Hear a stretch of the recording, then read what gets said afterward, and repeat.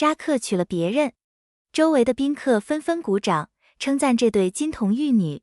卢娜优雅地向长辈们问好，一颦一笑都尽显端庄得体。这才是扎克妻子该有的模样。我转过身，心绪平静地逆着人流走开。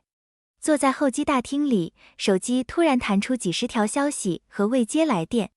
最扎眼的是闺蜜发来的那条：扎克找不到你，把新娘晾在圣坛上跑了。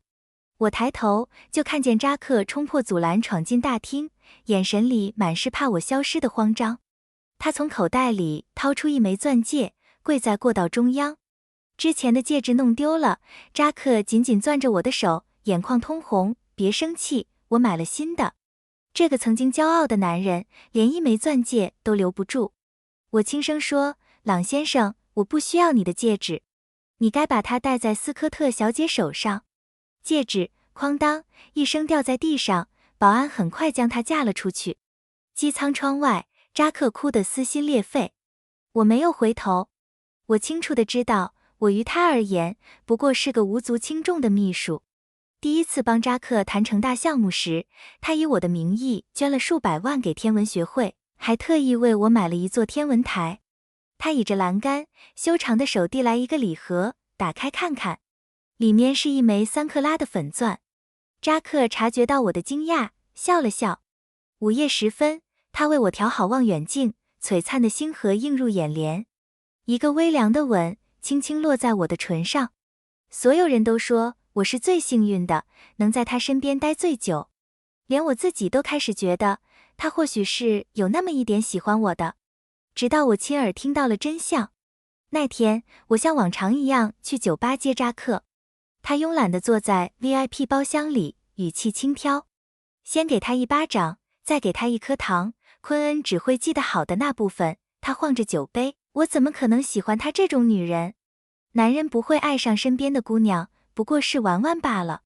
是啊，我这样的女孩，终究只是富家少爷的玩物。即便鼻尖发酸，我也只能装作什么都没听见。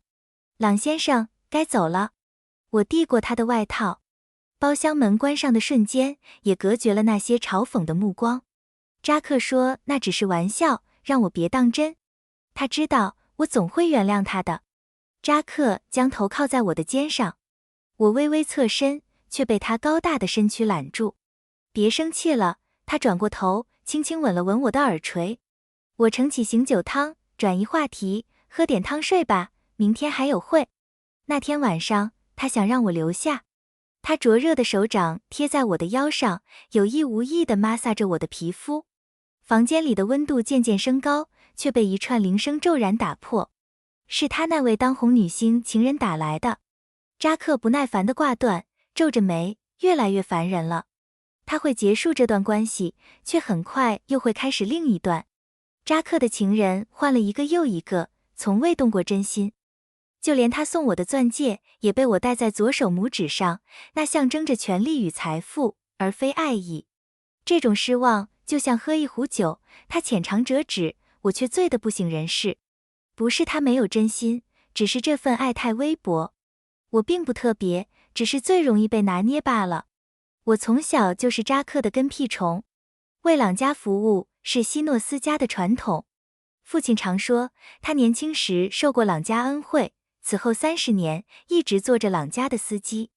因为我听话懂事，朗夫人让我照顾扎克，从那以后，我便跟着他一起上学。扎克看上去温文尔雅，实则调皮捣蛋。他总爱捉弄我，给他打水，替他逃课打掩护，带早餐，这些都是家常便饭。扎克有洁癖，他的衣服无论穿没穿过，最后都要我亲手洗。冬天，我的手因为洗太多衣服长满冻疮，一碰水就疼。他的朋友打趣地叫我专属女仆。英俊的扎克俘获了许多女孩的芳心。他总能收到一大堆情书，却从未看过。偶尔兴起，会让我一封封念给他听。他会从这些情书中随便挑女孩约会，碍于他母亲的吩咐，这种场合我也必须陪同。很快，我就成了他爱慕者们的假想敌。那些爱而不得的女孩们的刁难，全都落在我身上，扎克看在眼里，却从未阻止。起初我会生气，会怨恨，到后来只能以沉默回应，因为我爱上了扎克。班主任常说，我这辈子只会围着男人转。高中时，因为忙着照顾扎克，我的成绩常常垫底。最屈辱的一次，邻班男生扔给我300块钱，问我是不是可以买。扎克把他打得头破血流，转头却对我说，我真丢人。这件事传到朗夫人耳朵里，他们在书房吵了一整晚。年少的扎克出来时，脸上带着一个紫色的手印。我给他上药时，望着他倔强的眼睛。你会走吗？他紧紧攥着我的手腕。答案不言而喻。从那天起，扎克开始辅导我学习，我也得以窥见他不为人知的一面。成绩优异，情绪稳定，他完全变成了另一个人。稀疏的阳光落在年少的扎克脸颊上，他拿着我的试卷，露出灿烂的笑容，成绩越来越好了，不错。就在那一刻，我彻底爱上了扎克，从此深陷其中，无法自拔。为了扎克，我学了不喜欢的理科。为了不让他失望，我挑灯夜读。毕业后，我甚至放弃了天文学，投身金融领域，终于能站在他身边，哪怕只是作为秘书。昆恩，你不休息一下吗？我雇的实习助理费伊关切地问。我想坐起来回应，却感到一阵眩晕。这些年，因为帮扎克处理工作，频繁加班、应酬、饮食不规律，我早就患上了胃病。没想到会在这种不合时宜的时候发作。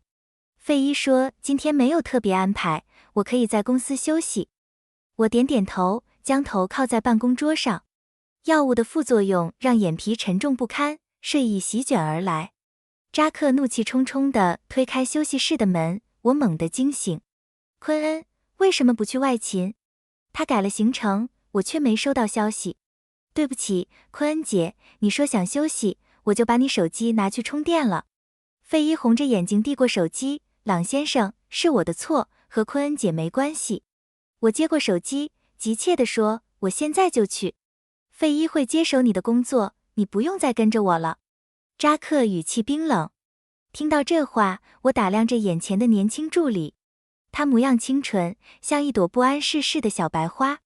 好，我点点头。技不如人，无话可说。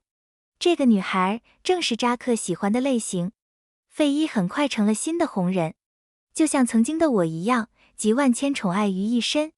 朗先生包下了整个游乐园，庆祝我们合作成功。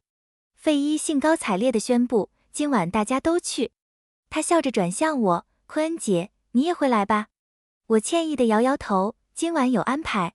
或许有人会说我小气，但事实上是朗夫人找我。再次踏入朗家大宅，空气都让人窒息。朗夫人坐在大厅里，语气客气，却暗藏锋芒。听说扎克身边有个很年轻漂亮的小姑娘。我像个接受审问的士兵，是新来的助理，很有能力。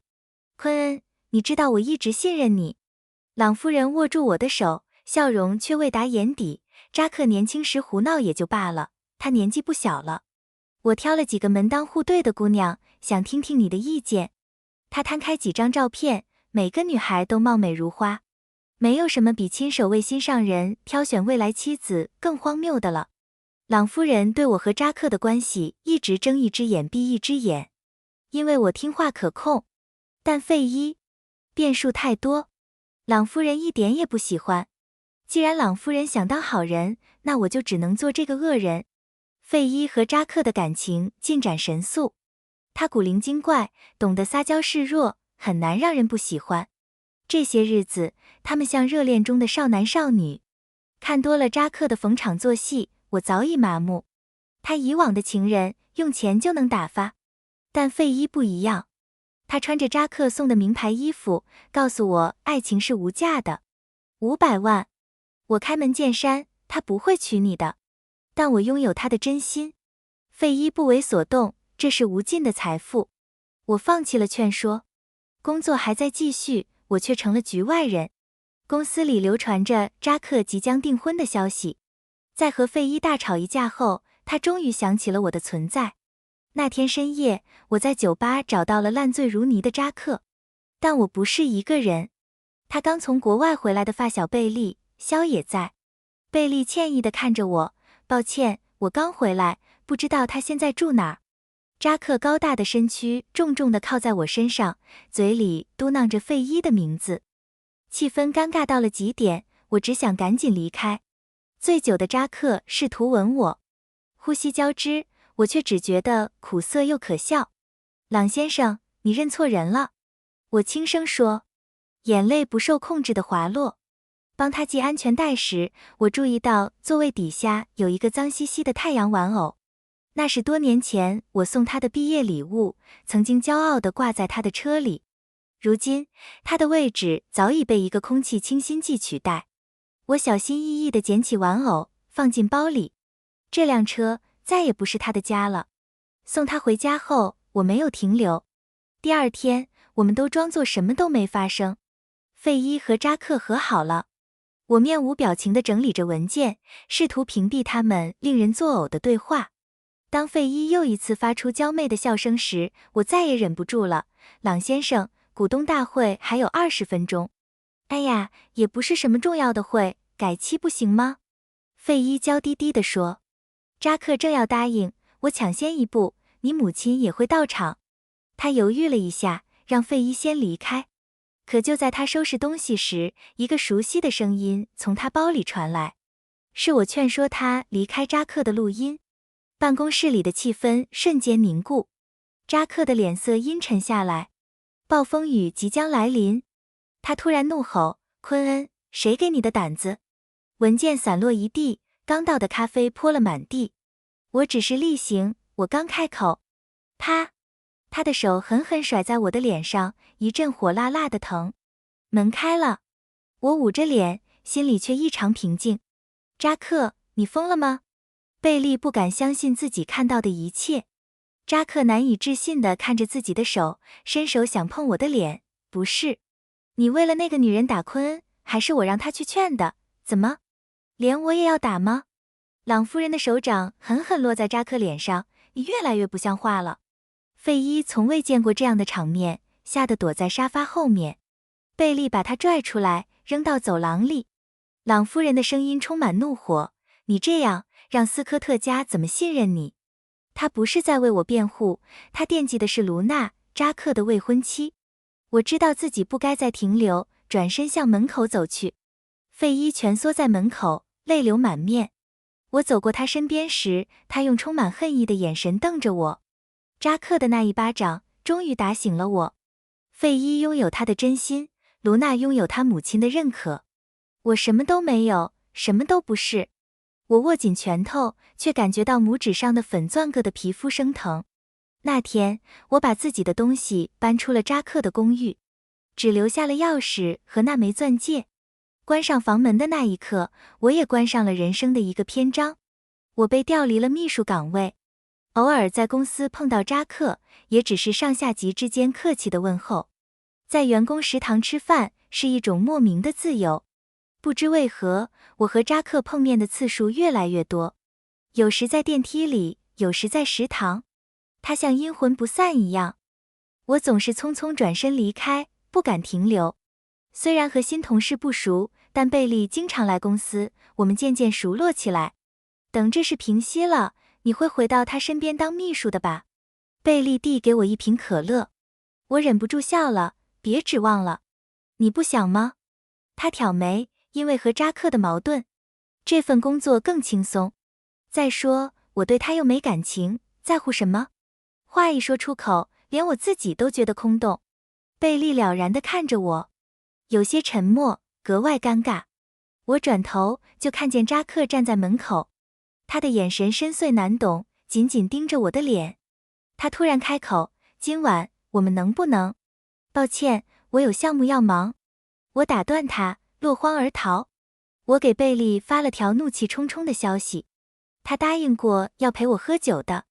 贝利站在吧台后调着鸡尾酒，他推过来一杯酒，别为早上的事生气了。我没生气，我喝了一口，忍不住称赞，挺好喝的，没想到你还会这个。贝利眼睛一亮，说这是在国外学的。我们聊着天，心情渐渐好了起来。从高中聊到现在，发现有那么多共同的回忆。不知不觉间，我已经醉得不省人事。贝利好心提出送我回家，他的声音忽远忽近。昆恩，你知道吗？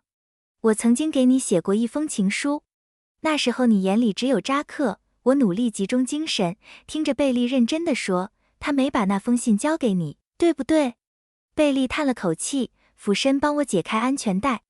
我知道，我含糊地说，瞬间清醒了几分。即便没有收到那封信，我也一直能感觉到贝利的心意。他从未嘲笑过我，反而总是安慰我。我不是感受不到，我常常注意到他停留在我身上的目光。只是那时，我已经深陷扎克的世界，无法自拔。所以你，贝利的眼睛亮了起来，却被一阵敲门声打断。扎克站在窗外，手里拿着伞，淋在雨里。